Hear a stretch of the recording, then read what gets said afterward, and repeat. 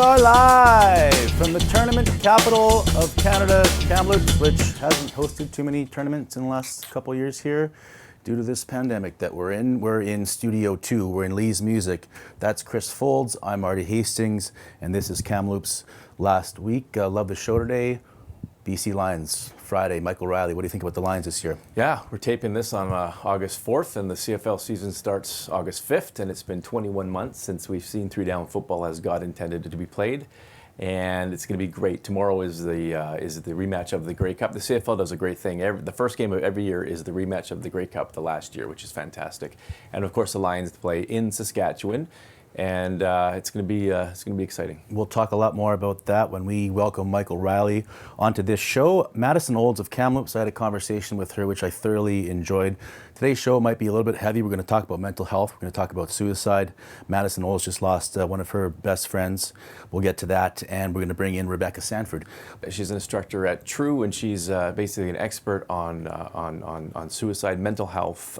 She runs a counseling group for people who have lost people to suicide, and she's going to delve into things that we might not know about it and what we should look for and ways to help ourselves and others. You got a new shirt? No, it's just because it's been the plague so long. None of my shirts have been worn since the dawn of man, so they all look good because they were all ironed and never worn when the virus arrived. Well, your wife texted me yesterday asking what color shirt we can't wear because of the black background, so I thought she went and got you a new one. But she was in Vancouver picking up her daughter who tried to fly in twice from Montreal, but smoke turned her back, so she bought me a nice black shirt from Banana Republic. Well, this is a Banana Republic shirt here. It's the Mine's nicer, but that's I don't know about that. Yes. It's the most colorful shirt I've worn. Bonnie mentioning that our set is probably the most colorful it's ever been. It's almost too colorful. And that's because of New Leaf Produce Market, our title sponsor, who we value so much. Chris, what do you see here? I see tomatoes, some patty pan squash. Tomato is, again, my favorite. The red cabbage with my homemade dressing that my mom sent down to me from the ages. We have something new here. We have cauliflower. Yep, most of this is from Heffley, right around the corner. My new best friend, Herman Hothi, and I, we did a commercial together. Eyes on the camera. Okay, buddy? Let's go. Marty Hastings here outside New Leaf Produce Market with my new best Herman. Look at the camera, pal. Stay on your feet. Herman is paying us to do this commercial, but he said this. He said, Marty, on one condition. I do not want to be in the commercial. And I said, Herman, that is complete and total hogwash. You will be in the commercial. Because I won't let him be sheepish. Not when all of his produce is edible art.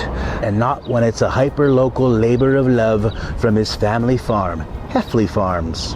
And not when he sources seasonal product from more than 40 of the best regional suppliers, like Newfeld Farms in Abbotsford, British Columbia. I had to see it for myself. Nothing like a good road trip. In you get, Herman. Mark, yeah, but let's go. Get me some sour keys, pal. No peeking, Herman.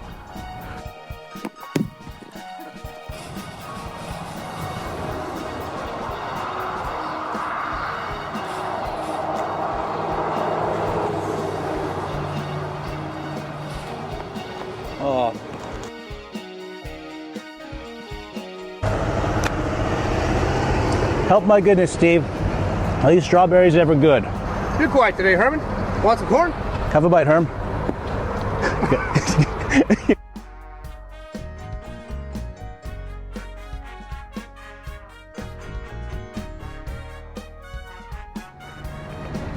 Oh, and yes, it's true. A lot of people have asked me. They say, Marty, is he awkward on camera? I say, you're darn right he is. But this is a quality man who deals only in quality produce, and he has to be seen. Right, Herm? Okay, bud, last chance to make the catch. Let's go. Embarrassing. You're going to hurt Herman. I was mentioning your shirt earlier. That is my favorite Chris Foulds outfit there. I call that the Abbotsford tuxedo. That's boot-cut jeans into Doc Martens with an orange Lions jersey tucked in, always with a belt. The belt is frayed. And for those who might not know, that's me wearing a Dave Dickinson signed jersey. That's my son Atticus wearing an old Matt Dunnigan late 80s a road jersey. And I actually took him out of school and to meet G. Roy Simon, one of the greatest Lions of all time. This was what, 2011? 2000? No, it was before that. It was 2006, I think. Oh, that's way back then. Yeah, and my son was in grade 1, and we actually had to wait so long he fell asleep. And now that's why he's a Cleveland Browns fan. So anyway, that was a great day. This is a lot like Christmas Eve for you, though, the CFL season. Let's talk about the Lions a little bit. They open up against the Riders. What's your take on that game? The Lions, the TSN had a big preview last night and this week, and most experts there and elsewhere are calling the Lions to finish last or second last in the West. They don't believe that Reilly can be protected. They're not buying into the new line. They do like Burnham. They do like the Canadian contingent, Lamar Durant and Shaq Johnson. But they don't see him as performing well. But I'll say this. In 2019, when Reilly first came here, a lot of people picked them to win the Cup, and they flamed out. So predictions can't be. I think that the Lions are being underestimated. Mike Reilly in the first season maybe didn't have the right head coach, and they couldn't click. I don't think they're going to win this weekend. I think that the Riders are going to win. You want to do a bet on that? I will. I'll do a bet on that. Now, Mike Reilly is the only Lion on the injury list, and I'm not sure he'll play it the whole game, if at all. But I think if he doesn't, this is Nathan Rourke, the Canadian kid's chance to shine. But I will. I'll bet you. We'll actually double or nothing on the bet I won on the Kelly O bet. Okay, sounds good. So I got the Lions. You got the Riders. I get the line, and we'll just go from there. It's just straight up. Oh, straight up. Straight up okay, bet. Straight up I just think it's a sellout. It's a sellout in Regina. Can you imagine how crazy it's going to be in there? The watermelon heads, the barbecue covers everywhere. Yep. I just don't think the Lions have a chance. Mike Reilly's not 100%. And sports, we've been talking about sports here, but there is a human interest angle for all those people who don't care about sports. Michael Reilly, the Lions quarterback, I had a good chance to talk with him. You had mentioned to me that he had asked his teammates to start calling him Michael in honor of his late mother, Rhonda, who always wanted him to be called Michael. That's right. And not Mike. She passed away suddenly earlier this year due to a disease of the bone marrow, and I was able to ask him about that in this interview. What do you think it's going to be like to not have that around, after a big moment or maybe a low moment where maybe she'd be a pillar for you to talk to? What do you think it's going to be like to not have that? Yeah, I mean, I'm not looking forward to that, obviously, but at the same time, I have faith, and I believe that she's in heaven, and I do believe that she's aware of what's going on, and I do believe that she's in my corner for sure. So. It's going to be a strange year for a lot of reasons, obviously, with COVID and everything like that. But, that first game is going to be extra emotional for sure because she's either been in the stands in person watching or watching on TV or listening to the game on the radio every football game I've played in my entire life. There's never been a time where a game got over with and I called her and she wasn't aware of what happened in the game. So this will be the very first time ever that'll be the scenario where, she won't be, on this planet watching me play football in one capacity or another. So that's going to be strange. She was kind of the quiet one that just was there all the time. And, I can't tell you how many pictures I have of my kids being little tiny babies asleep, on her lap in the stands. So it's going to be different. It's going to be weird, but that's not just football. That's life in general. Life has been weird and different with her gone. But again, we just carry on the memories and just try to do her justice with what we do moving forward. Any sports-related mom stories from your childhood or otherwise? Well, my mom wasn't a great sports fan, but one time, I just remember this one time, Abbotsford had a legendary junior A hockey team called the Abbotsford Flyers, and they made it all the way to the Centennial Cup in 1983, back when you really had to get there and you didn't get a host city goofy berth, right? So she had season tickets for me for years, and one day, her and my dad came to the game for the first time ever. It's the first hockey game my mom ever saw. And the only thing I can remember from that time is she kept wondering why those guys in the striped shirts kept doing exercises on the ice. Anyway, that sticks with me there. So she had no clue what was going on the ice, but she did like the atmosphere. I think you've told me about some past trauma with your parents not coming to some of your events, so I won't dig into that. But my mother and my father were the opposite of that. My mom was at as many of my games as she could. She was like the neighborhood mom too, driving us to the games and buying donuts and doing donuts in the van, which I hated, but all my friends loved. God rest her soul, and God rest your mother's soul. Mm-hmm. I know she was a big fan of the Jack Webster show. 9 a.m. precisely every weekday on BCTV for those of a certain vintage. And he loved to talk politics, and look at you, her son, talking politics above the folds. 1, 2, 3, 4.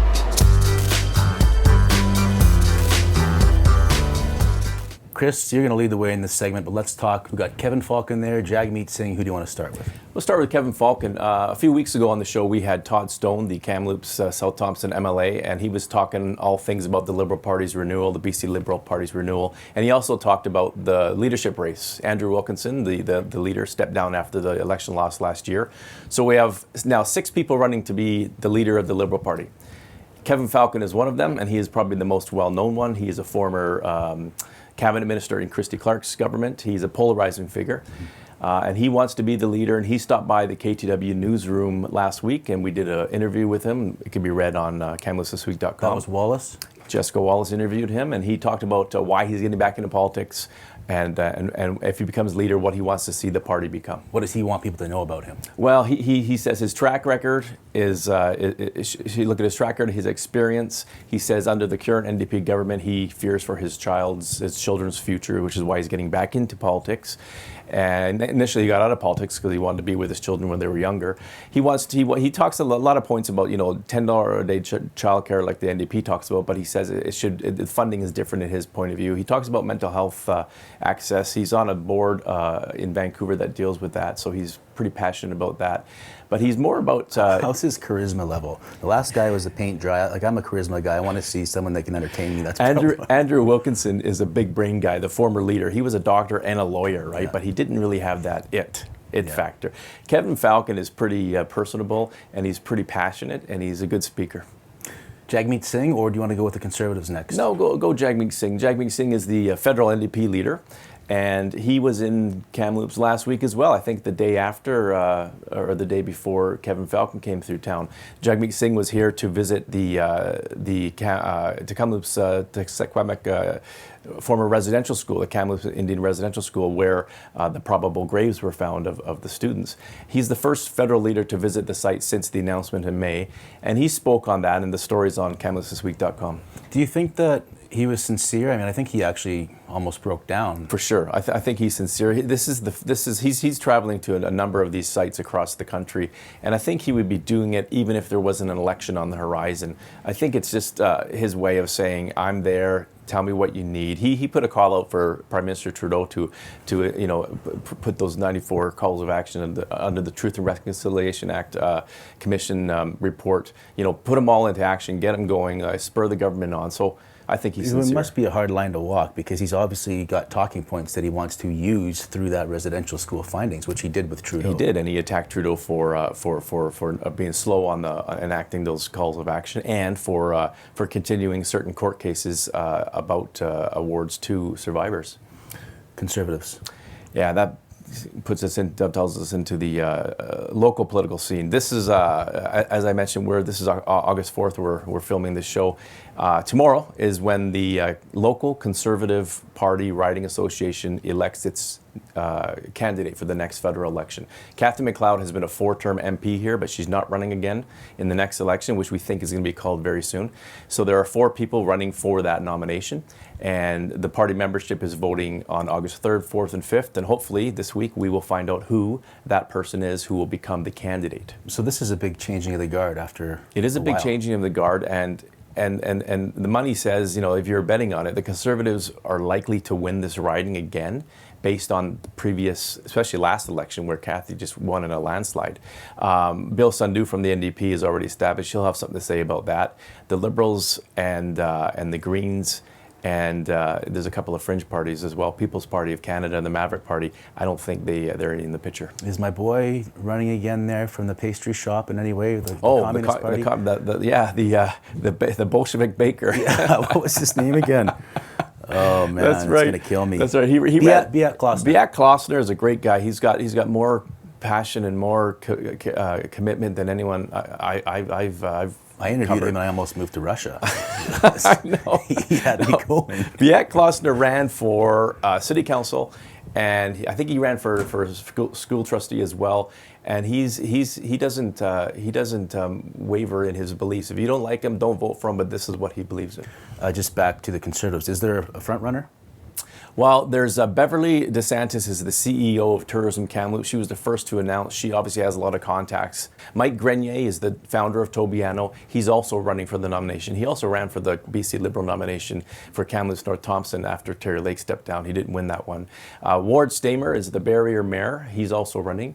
And the fourth person in the race, Frank Caputo. Frank Caputo is a Crown prosecutor in town and the former president of the local riding association. So if I was to handicap it, I would say DeSantis, Caputo, and Grenier and Stamer back there. Okay, well, we should have the winner on this show. We should. At some point. Maybe next week. Okay. I'll work on that. Sports, politics, and now the arts in the title of Hastings.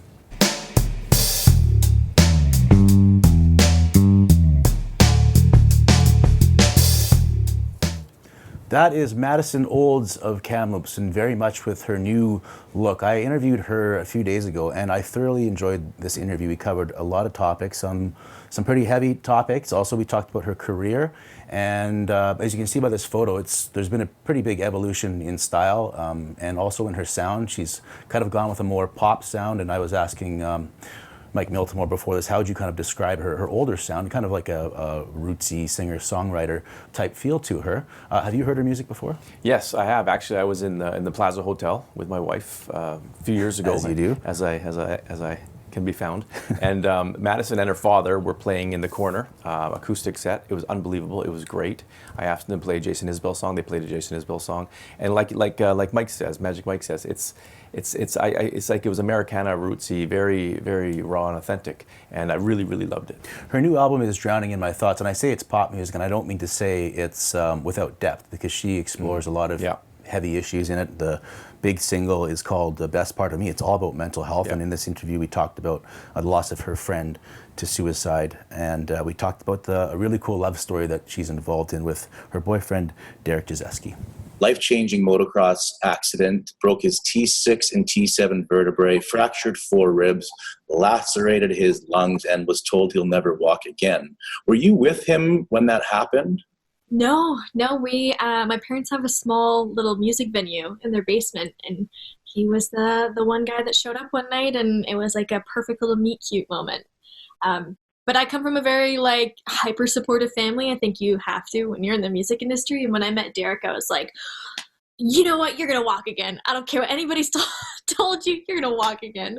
And he's like, okay, whatever. And I fell in love with him right away. He had this beautiful smile that just drew me in. And so on TikTok, I know the goal was to say, I want to get Derek walking. And those are super big goals. But the goal was always to just be able to find a little bit of normalcy for him, and to find that movement so that his legs don't atrophy as quickly, so that there's a little bit more blood flow happening. And it's been really exciting to see that stuff actually happen. People, the whole time we were fundraising, there was a great group of people supporting us, but there were always the naysayers. And I think you're going to get that with anything in your life, but it's so awesome to prove them wrong, that things are happening, and his abs are squeezing and his butt's clenching, and all these things that you never thought you'd celebrate, but it's awesome. Of course you want to celebrate those things. So it's been really exciting to see that happen.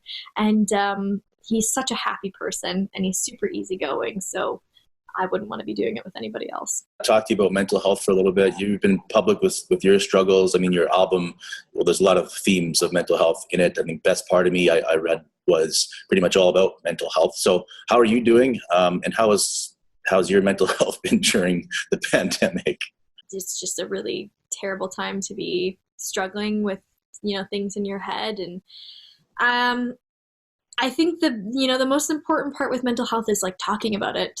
It's it's so easy to like keep that stuff inside, and when you do, like it eats you up. And I know it's scary to bring that stuff up, but there are so many amazing resources that we aren't using.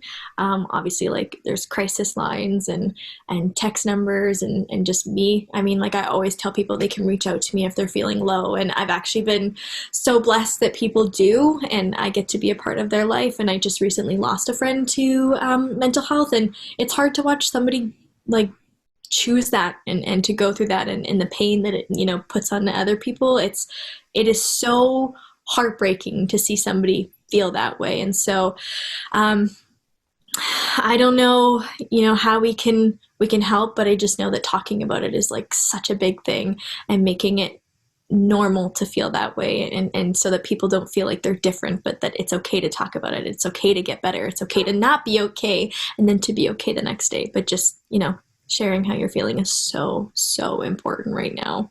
So what can you share with us about this friend? Because this was a very close friend from what I understand. How hard has this been, and how are you dealing with it?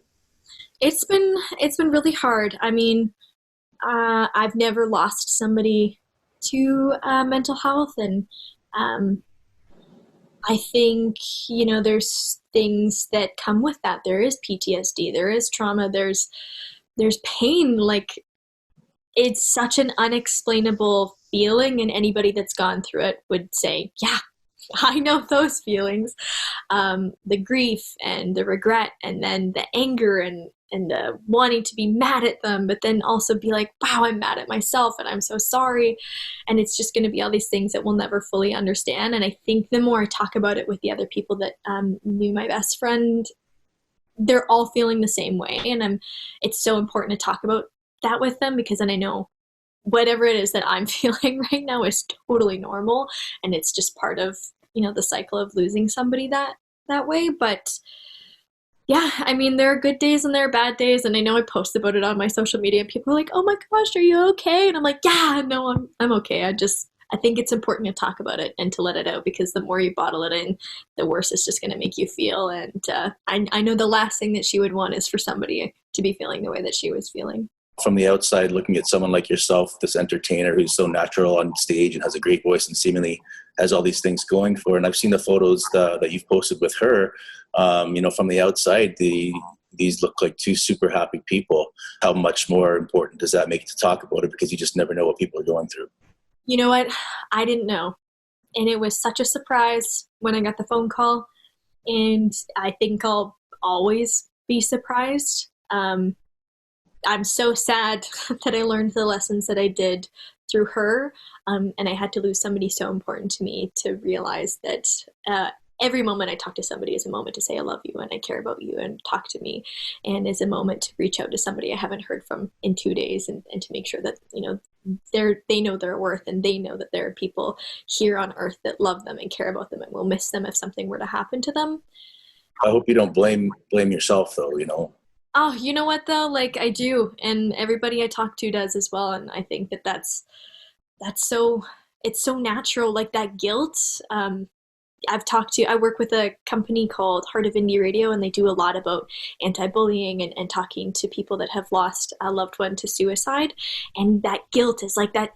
It's such a big part of losing somebody, because I call it this, a hero complex. Like, how heroic of me to think that if I had done something, I could have saved you, when in reality, I probably couldn't have. But it's just that natural part, that there's that desperation to feel like, if I had done something, maybe I could have saved you. And it's part of the process and the grief. But we just had her celebration of life on Saturday, which was, yeah, the hardest thing I'll probably ever do. I actually wrote Moments in the Mountains about her and I. So they asked me to play it there, and I'll never be able to play that song again without wanting to cry or just play it at all. Did you get through it without crying? No, gosh, no. And I'll never be able to listen to it without crying. And I think it's good, though. It's a beautiful reminder. And it was the first song I ever released as well. So I'm so beyond blessed that that's something that I get to share with her for the rest of my life. Elizabeth, and we went to high school together. So she's from Kamloops? from Savinoff. We went to SKSS together. Okay. That's No, super she's sad. beautiful soul. Beautiful soul. Madison's scheduled to play Thursday, so that's tomorrow. What date is tomorrow? Oh, August 5th. August 5th, Harper's Trail, 5:30 p.m. to 7:30 p.m., part of the BCS-PCA Tailgate Series. Madison's going to be there. Check it out online to find out how much it costs and if there's ticket left, and find that full interview on Kamloops Last week's YouTube page, because I think it was a fun one and a pretty heavy one, and she covered a lot of topics.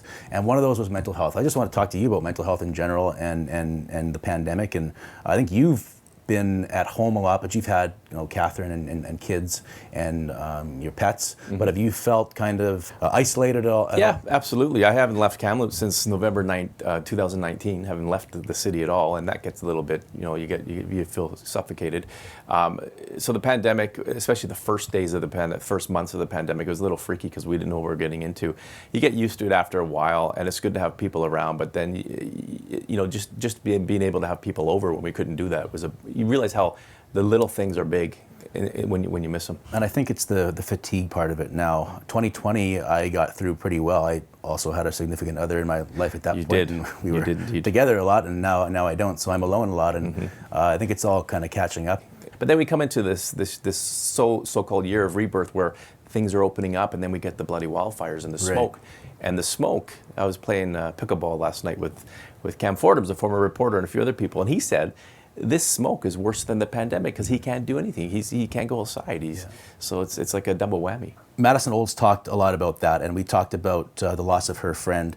And because of that, we decided to bring on somebody, Rebecca Sanford, who we're going to meet in this next segment, which is called Last Week, This Week.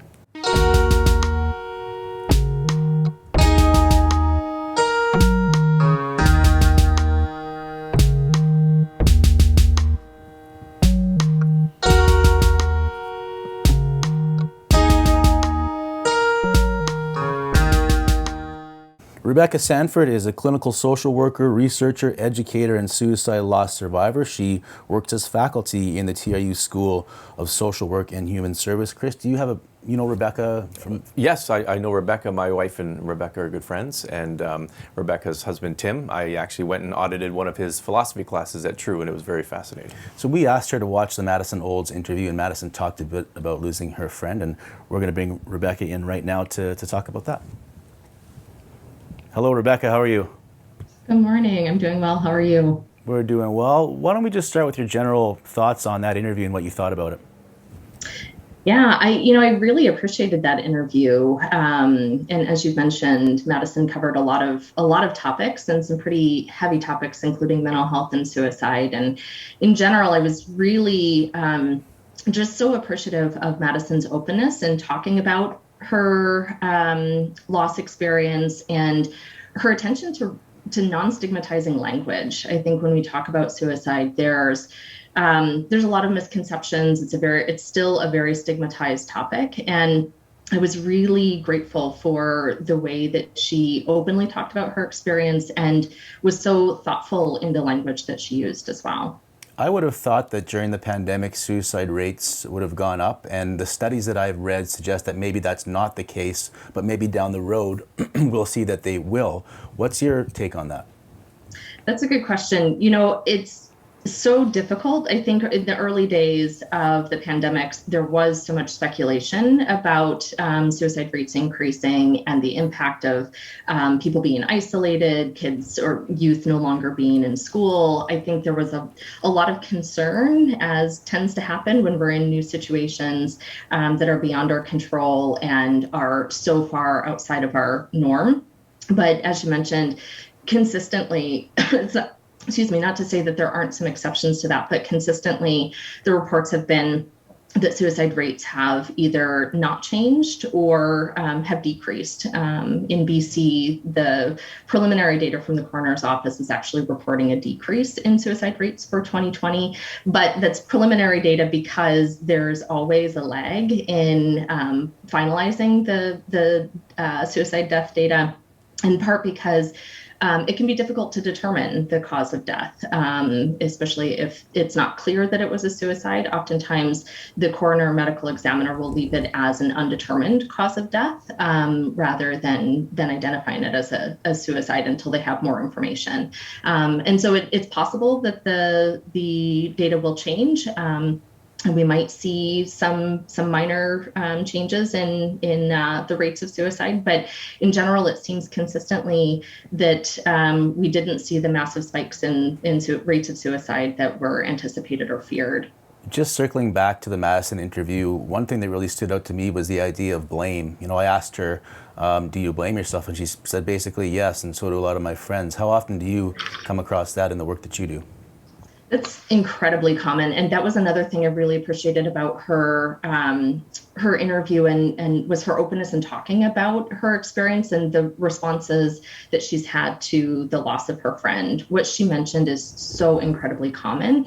And in particular, I think, you know, guilt and blame is pretty unique to suicide. And part of that is because the very few other deaths lead to such heavy questions of why. And in suicide, it's often the case that the question of why looms large. And as human nature is to try to make sense of something. And when we struggle to make sense of it, guilt and blame can be a natural response. When we are looking for an answer to the question of why, we might land on the answer that I didn't do enough, or that person didn't do enough, or I should have reached out, or I should have done this, or shouldn't have done that. And so, you know, guilt and blame gives us an answer to the question of why, which again is such a heavy, weighty, big question when someone dies by suicide. But as Madison mentioned, you know, we want to believe that we can protect those that we love from harm. We want to believe that we have power to influence negative outcomes for the people that we care about the most. And when we lose someone to suicide, it really confronts our sense of control and our belief about what we're able to do and the impact that we're able to have in other people's lives. And I think one of the things that I was really struck by was her acknowledging that she didn't know. She didn't see any signs. She wasn't aware that her friend was struggling in that way. And I think it's important to acknowledge that sometimes we don't know. There's a lot of messaging about suicide, trying to increase awareness about suicide and mental health, and encouraging people to reach out, and encouraging others to take note of warning signs that someone might be in distress. But I think it's important to acknowledge that sometimes there are no signs. Sometimes people hide the signs really well because they're concerned about being a burden on the people that they care about. Sometimes suicide happens quickly and without any warning. Sometimes it can be an impulsive decision that someone makes in a moment of distress. And so other people around them don't have time to notice any signs that they might be struggling. And I think it's also common that, you know, we might see people struggling but assume that they're just going through a rough time, that they'll pull through it because they pulled through rough times before. And so, you know, I think acknowledging that sometimes we don't know what other people are experiencing. We don't know the depths of what's happening inside their minds or hearts. But that also contributes to guilt because we can replay after the fact all of the interactions that we had. What about the issue of anger? Because Madison talked about how she even had feelings of anger toward her friend, and that must be really hard to go through when obviously you're not angry at this person all the time, but you have these little flashes of anger toward them for what's happened. How do you encourage people to deal with that? Yeah, that's a good question. Anger is, again, a very, very common response. And sometimes people experience anger at the person who died. Sometimes people experience anger at themselves. Sometimes people experience anger at God or creator or the world at large, something beyond even themselves or the person who died. And I think anger is a very natural, normal response and often gives us some insight into where we might have some unresolved feelings or questions that sometimes if we dig a little bit deeper, it's not necessarily that we're angry. Sometimes it is. Sometimes it's legitimate just anger.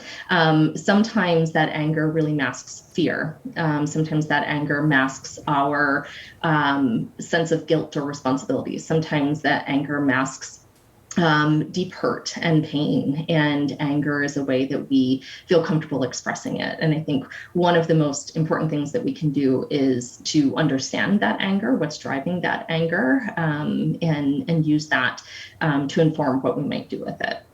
Is there anything else you wanted to add before we let you go? I think the one other thing I wanted to mention was just commenting on something that Madison had said, which was about her kind of shifting her response to reaching out when people are, and when she notices that people might be struggling. And I just wanted to really applaud that and to encourage other people to consider the same. When someone is in distress, and especially when they're thinking about suicide, it can be really difficult to reach out. All right, Rebecca, thanks for your insight today. Appreciate it. Thanks so much. Thanks. All right, Chris, thoughts on the show? It's a varied and multivariate show. We went from the highs of football to the lows of mental health, or the lows, just the seriousness of mental health, and everything in between. It was a good show. It was good, and the shows I like best are the things where you learn something, you get educated. And again, today I learned something that I didn't know before, which is always good. All right, thanks a lot for watching today. Want to thank once again Magic Mike and Bonnie, Lee's Music, River Song Guitars, Studio 2, we love it here. And our sponsor, our title sponsor, New Leaf Produce Market. If you want to win this haul, all you have to do is share the episode that we're going to post on our Kamloops This Week Facebook page, and we're going to pick a winner. Thanks again, Madison Olds, Rebecca Sanford, Michael Reilly, and to Scott Finley and the Grand Ones. We'll see you last week.